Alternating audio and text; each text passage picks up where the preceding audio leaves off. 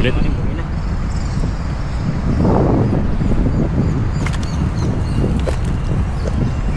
Panalo na naman. Yes sir. Ganong malaki na, sakto lang yung mga size ng ganito. Pang ano talaga yan? Ang prito-prito lang, tsaka gata. Thank you very much. Ayun sa poste. Diyan sila.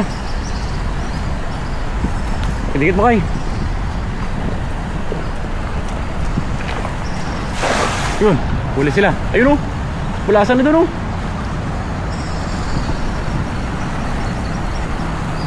Meron pa rin yan. Meron? Dami. Napakarami. Oh. Napakarami nila. Ayun lang. Nakakawala iba. Butas sa kasi lambat natin oh. Ayun na, nakakawala. Grabe, napakalinaw. Ganda ng tubig talaga oh. Oh. Talon-talon pa.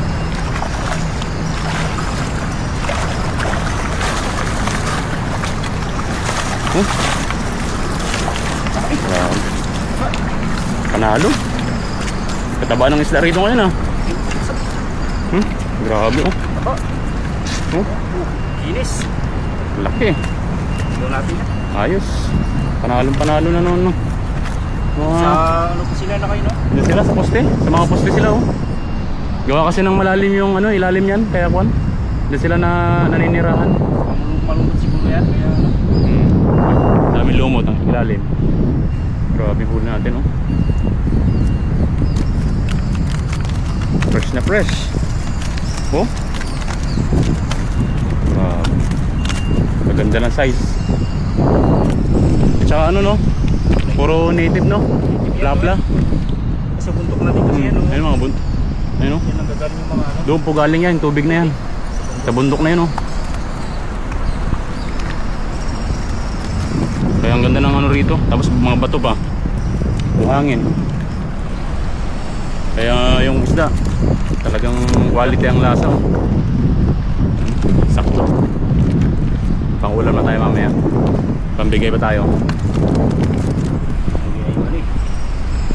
Ulit.